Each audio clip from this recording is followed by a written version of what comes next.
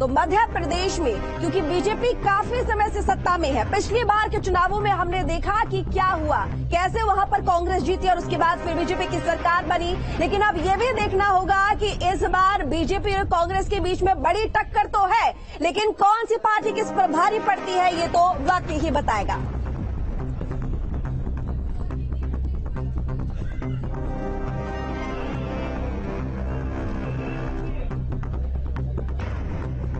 मानवेंद्र हमारे साथ जुड़े हैं सहयोगी। जाहिर तौर पर ये 4 राज्यों के चुनावी नतीजे और 24 को लेकर तैयारी, और इसमें खासकर बात करें जिस तरीके से भारी डिमांड सीएम योगी की रही, कई विधानसभा क्षेत्रों में वो लगातार प्रचार करते रहे और आज नतीजों का दिन, तो ऐसे में कयासों का बाजार गर्म। हालांकि रुझान सामने, इसके बाद सारे बादल छट जाएंगे। मानवेंद्र आवाज आ रही है? मैं तो कृषि विद्यालय के तो जाहिर तौर पर जिस तरीके से रुझान सामने आने शुरू होंगे, इसके बाद तमाम सियासी पार्टी आला की तैयारी कर रखी है, सभी अपनी अपनी जीत का दम भर रही है।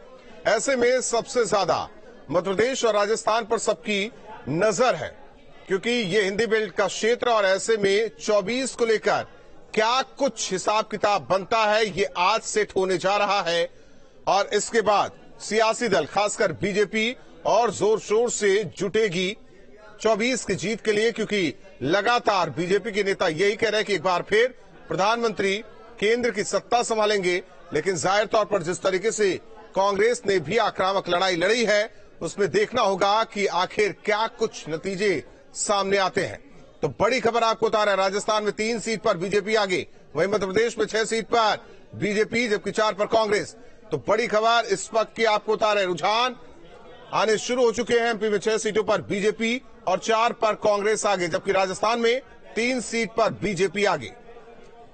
तो देखिए ये बड़ी जानकारी, पहले रुझान आने शुरू हो गए हैं। राजस्थान में 3 सीट पर बीजेपी आगे चल रही है, मध्य प्रदेश में 6 सीटों पर बीजेपी, और राजस्थान में हमने आपको बताया कि 3 सीट पर बीजेपी आगे है। धीरे धीरे करके ये तस्वीर साफ होगी। एमपी में 6 सीटों पर बीजेपी आगे और कांग्रेस 4 सीटों पर आगे। देखिए मध्य प्रदेश में सबसे बड़ी बात यह है कि इस बार ये कहा जा रहा है कि महिलाओं ने ज्यादा वोट दिए हैं, क्योंकि इस बार जो योजनाएं रही है मध्य प्रदेश में बीजेपी की, वो ज्यादातर महिलाओं पर फोकस की रही, जिसको देखकर ये कहा जा रहा है कि इस बार महिलाओं ने बढ़ चढ़कर बीजेपी को वोट दिया है। और हो सकता है कि अगर मध्य प्रदेश में बीजेपी जीतती है तो उसका एक बड़ा श्रेय महिलाओं को जाएगा, क्योंकि चुनावों से कुछ वक्त पहले से ही मध्य प्रदेश में जितनी भी योजनाएं रही, एक के बाद एक महिलाओं को फोकस करने को लेकर रही है। वहीं अगर हम राजस्थान में देखें तो उसमें लगातार जो योजनाएं आई है, उसमें ये कोशिश की गई है कि जितने भी मध्यम